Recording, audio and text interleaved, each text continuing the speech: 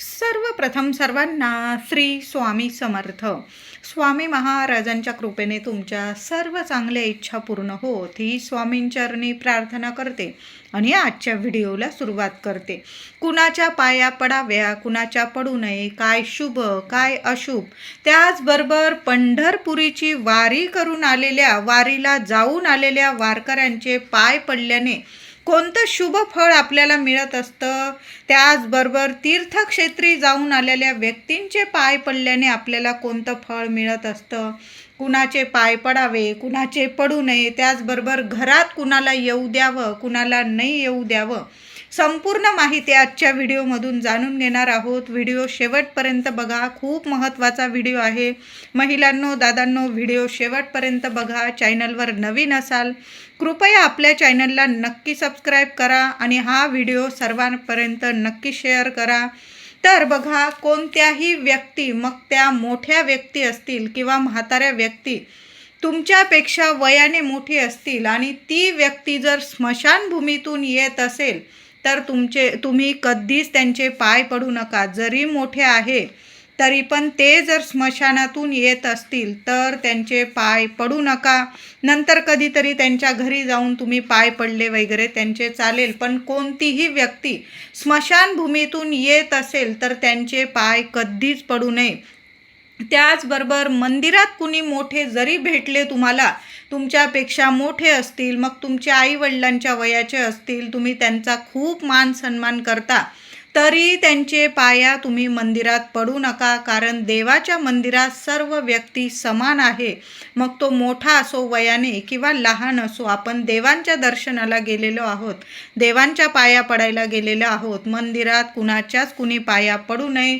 त्याचबरोबर एखादी व्यक्ती तुमच्या घरातली झोपलेली असेल, त्या माणसाचे पाय कधीच पडू नये. किंवा लहान लेक असेल तुमची, बघा कधी कधी आपण लहान लेकीला तर साक्षात आपण लक्ष्मी स्वरूप मानत असतो.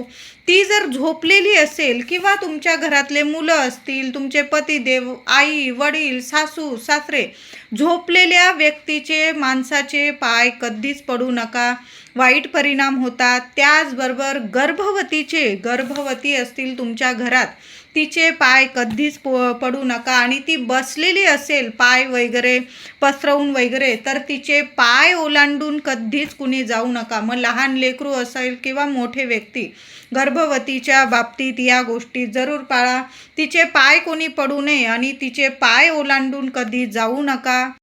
त्याचबरोबर एखादी व्यक्ती असेल जी तुमची लांबची असेल किंवा जवळची, पण तुमच्या प्रगतीवरती जळत असेल, तुमची प्रगती तिला म्हणजे बघवले जात नसेल, तुम्हाला थोडीफार म्हणजे जाणीव होतच असेल की ही व्यक्ती येऊन गेल्यानंतर घरात किंवा तुमच्या आयुष्यात काहीतरी वाईट परिणाम दिसून येत असतील, तर त्या व्यक्तीचे चुकूनसुद्धा, जरी मोठी असेल तुमच्यापेक्षा वयाने, पण त्या व्यक्तीच्या जर मनात तुमच्याविषयी खूप वाईट भावना आहे, तर त्या व्यक्तीच्या कधीच पाया पडू नका. कारण ती व्यक्ती तुम्हाला कधीच चांगला शुभ आशीर्वाद देणार नाही.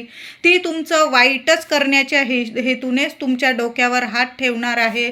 म्हणून अशा व्यक्तीच्या पाया तर कधीच पडू नका, अशा व्यक्तीच्या पायाशी कधीच झुकू नका. हा नियम तर सर्वांनी पाळा. आपल्याला जाणीव होत असेल की ही व्यक्ती आपल्या प्रगतीवर जळत असेल, मग ती लांबची असू दे किंवा जवळची असू दे, नातेवाईकांमधली असू दे, ती जर तुमच्या प्रगतीवर जळत असेल तर ती कितीही मोठी असू द्या वयाने, तिचे पाय कधीच पडू नका, तिचा आशीर्वाद कधीच घेऊ नका. याचे शुभ नाही, वाईटच परिणाम तुमच्या आयुष्यात तुम्हाला दिसून येतील. आता बघूया की कुणाच्या पाया पडल्याने आपल्या आयुष्यात शुभ परिणाम दिसून येतात, सर्व काही चांगलं व्हायला लागतं. तर तुमची मोठी बहीण असेल किंवा तुमची आत्या असेल किंवा तुमची नणंद असेल, या व्यक्तींच्या पाया पडल्याने तुमचा बुध ग्रह मजबूत होतो आणि तुमच्या प्रगतीतील अडथळे दूर होतात. तुम्ही खूप उंच भरारी घेऊ शकतात. म्हणून तुमची मोठी बहीण असेल, तुमची आत्या असेल, नणंद असेल, तुमच्याविषयी खूप चांगले विचार करणारी व्यक्ती असेल तुमच्या आजूबाजू, तर सणवार असेल किंवा तुमची थोडी प्रगती झाली तरी त्या व्यक्तीचे जाऊन अवश्य पाया पडा. जी व्यक्ती तुम्हाला भरभरून आनंदाने आशीर्वाद देत असेल ना, त्या व्यक्तीचे तुम्ही नेहमी पाया पडा. कुठं कामानिमित्त बाहेर जात असाल, तुम्हाला जर माहीत आहे ती व्यक्ती मनापासून आपल्याला भरभरून आशीर्वाद देते आणि आपली प्रगती झाली की स्वतःची प्रगती झाल्यासारखी ती आनंदी होते, अशा व्यक्तीच्या पायात तर प्रत्येक वेळी पडा. मग तो सणवार असो, तुमचा वाढदिवस वगैरे असो, किंवा कुठलीही शुभ गोष्ट तुमच्या आयुष्यात घडली तर त्या व्यक्तींच्या पायात जरूर पडत जा. मग तुमची मोठी बहीण असेल, आत्या असेल, नणंदबाई असेल, किंवा तुमच्या आजूबाजू तुमच्या नातेवाईकांमध्ये तुमच्या प्रगतीवर आनंद निर्माण करणारी व्यक्ती असेल, अशा व्यक्तीच्या पाया तुम्ही नेहमी जरूर पडा. वयस्कर माणसाच्या पाया पडल्याने भाग्य लाभत असते, म्हणून वयस्कर तुमच्या घरातली वयस्कर व्यक्ती असतील तर त्यांच्या पाया जरूर पडत जा. त्याचबरोबर आपल्या वडिलांच्या पाया पडल्याने आपल्या कुंडलीतील सूर्यग्रह मजबूत होत असतो आणि आपलं भाग्य तेजस्वी होत असतं. म्हणून महिला असतील, दादा असतील, मुलं असतील, तुम्ही कुठल्याही शुभ कामाला किंवा तुम्ही याला चाललेले आहात, कुठल्या इंटरव्ह्यू वगैरे असेल, कुठली परीक्षा असेल, कुठल्याही कामाला जाताना आई वडिलांच्या पायात जरूर पडून मग बाहेर निघत जा. तुम्ही यश घेऊनच तुम्ही घरी येणार आहात. आई वडिलांच्या पाया पडल्याने कुंडलीतील सूर्यग्रह मजबूत होतो आणि भाग्य तेजस्वी होत असतं. म्हणून आई वडिलांच्या पाया कुठल्याही कामानिमित्त जाताना, काही लोकांना तर रोजची सवय असते, आंघोळ झाल्यानंतर प्रथम आई वडिलांना नमस्कार करता, देवांना नमस्कार करता आणि मग दिवसाची सुरुवात करत असतात. करून बघा, चांगले तुम्हाला आयुष्यात परिणाम दिसतील, शुभ परिणाम दिसतील. त्याचबरोबर तुमच्या घरातली मोठी व्यक्ती म्हणजे आजी असतील, आजोबा असतील, दादा दादी, नाना नानी यांना जरूर नेहमी नमस्कार करत जा. आईवडिलांना तर आपण नमस्कार करतो, त्याचबरोबर ही मोठी व्यक्तींना प्रथम नमस्कार करावा, मग आईवडिलांना नमस्कार करावा आणि मग आपल्या दिवसाची सुरुवात करत जा. बघा, यामुळे चंद्रग्रह मजबूत होईल तुमच्या कुंडलीतील. त्याचबरोबर प्रत्येक भावाने बहिणीच्या पाया पडल्यामुळे त्याच्या कुंडलीतील मंगळ ग्रह मजबूत होतो व त्यास संसारात सुख समृद्धी मिळत असते, त्याचं घर गोकुळ होत असतं. म्हणून भावाने बहिणीच्या पाया वेळोवेळी सणवार असेल, रक्षाबंधन असेल, भाऊबीज असेल किंवा कुठलंही कामानिमित्त तुम्ही तिच्याकडं गेला किंवा ती आली तुमच्याकडं, तर भावाने बहिणीच्या पाया जरूर पडाव्या. त्याचबरोबर मोठे संत असतील, गुरु असतील आपले किंवा ब्राह्मण असतील, यांच्या पाया पडल्यामुळे आपला गुरुग्रह मजबूत होतो व आपल्या गुरूंची, आपल्या स्वामींची, आपल्या दत्तगुरु महाराजांची आपल्याला भरभरून कृपा प्राप्त होत असते. बघा, वारीला जाऊन आलेल्या वारकऱ्यांचे पाया पडल्याने साक्षात पंढरीचे, आपल्या विठू माऊलीचे दर्शन होते आणि भरभरून आपल्याला कृपा आशीर्वाद मिळत असतो. बघा, तुमच्या घराजवळ जर कुणी वारीला जाऊन आलेलं असेल, वारकरी असतील, तर त्यांच्या पायात जरूर पडा. बघा, साक्षात विठू माऊली दर्शन देईल तुम्हाला आणि तुम्ही पंढरपुरीला वारी करून आलेल्या आहात असा तुम्हाला भरभरून आशीर्वाद मिळेल. म्हणून तुमच्या घराजवळ जर वारीला जाऊन आलेले वारकरी असतील तर त्यांच्या पायात जरूर पडा. त्यांना तुम्ही घरी बोलवलं, त्यांना चहा पाणी केला, काहीतरी गोड खायला दिलं, नमस्कार केला, तुमच्या याच्याने तुम्हाला जमत असेल एखादी भेटवस्तू द्या जी त्यांना कामात येईल.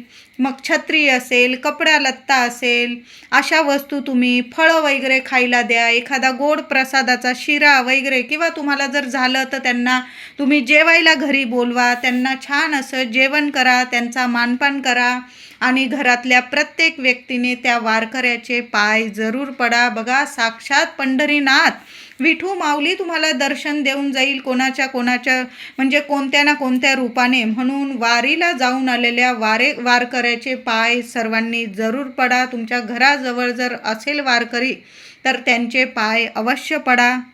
तीर्थक्षेत्री यात्रा करून आलेल्या व्यक्तींचे पाय पण अवश्य पडावे. बघा, तीर्थक्षेत्राचे दर्शन घेतल्याचे भरभरून आपल्याला फळ मिळत असते. त्याचबरोबर ज्योतिर्लिंगाचं दर्शन करून आलेले असतील, तीर्थक्षेत्री जाऊन आलेले असतील, गंगेचं स्नान करून आलेली व्यक्ती असेल, तीर्थक्षेत्री जाऊन त्या व्यक्तीचे सुद्धा पाय पडल्याने आपल्याला भरभरून सोन्यासारखं फळ मिळत असतं. म्हणून अशा तीर्थक्षेत्री जाऊन आलेल्या व्यक्तीचे पाय सुद्धा अवश्य पडा. जसं मी सांगितलं तुम्हाला वारकऱ्यांचे पाय पडावे, तशाच पद्धतीने तीर्थक्षेत्री जाऊन आलेल्या व्यक्तींचे सुद्धा नमस्कार करून पाय जरूर पडावे. आपली लेक जावाई घरी येणे म्हणजे साक्षात लक्ष्मी नारायण घरी येणे. बघा, आई वडिलांचा किती आनंदाचा दिवस असतो जेव्हा लेक जावई त्यांच्याकडं घरी येतात. घर इतकं भरून जातं, साक्षात लक्ष्मी नारायण आल्यासारखे वाटतात. प्रत्येक आई वडिलांना बघा इतकं भरभरून येतं, इतकं घरात आनंद निर्माण होत असतो जेव्हा लेक जावाई घरी येतात. साक्षात लक्ष्मी नारायण घरी येत असतात. त्याचबरोबर आपले संत असतील, मोठे संत असतील, आपले गुरु महापुरुष जेव्हा आपल्या घरी येतात अतिशय शुभ मानलं जातं. आता कुणाला घरात घेऊ नये, तर या एका व्यक्तीला फक्त तुम्ही घरात तुमच्या उंबरठ्यावर प्रवेश देऊ नका कधीच. तर ती व्यक्ती म्हणजे तुमच्या प्रगतीवर जळाऊ वृत्ती ठेवत असेल, तुमचं कधी चांगलं व्हावं अशी तिच्या मनात कधीच भावना येत नसेल, ती सारखी तुमच्यावर जळत असेल, तुमचं वाईट चिंतत असेल, तर अशा व्यक्तीला तुम्हाला जाणीव झालीच असेल की तुमच्याबद्दल कोण वाईट म्हणजे चिंतत आहे. काही वेळा म्हणजे मुखाने तोंडाने खूप गोड बोलतात पण मनात वाईट असतं. तुम्हाला जर थोडी जरी जाणीव असेल की ही व्यक्ती आपल्या प्रगतीवर जळत आहे, तर अशा व्यक्तीला चुकून सुद्धा तुमच्या दारात सुद्धा येऊ देऊ नका, तुमच्या घरात प्रवेश देऊ नका. त्याचबरोबर कुठल्या प्राण्याला ओलांडू नये, अग्नीला ओलांडू नये, गाईला व तिच्या वासराला बांधलेल्या खुंट्याला कधी ओलांडू नये. केस असेल रस्त्यावर पडलेले, भस्म वगैरे अशा अपवित्र वस्तूंना कधीच ओलांडू नये. आजचा व्हिडिओ आवडला असेल तुम्हाला, सर्व प्रश्नांची उत्तरं तुम्हाला मिळून गेलेली असेल. कुणाच्या पाया पडाव्या, कुणाच्या पडू नये, कुणाला घरात येऊ द्यावं, कुणाला येऊ देऊ नये, संपूर्ण माहिती आजच्या व्हिडिओमध्ये आपण जाणून घेतलेली असेल. व्हिडिओ आवडला असेल लाईक करा, शेअर करा, चॅनलला नक्की सबस्क्राईब करा. धन्यवाद.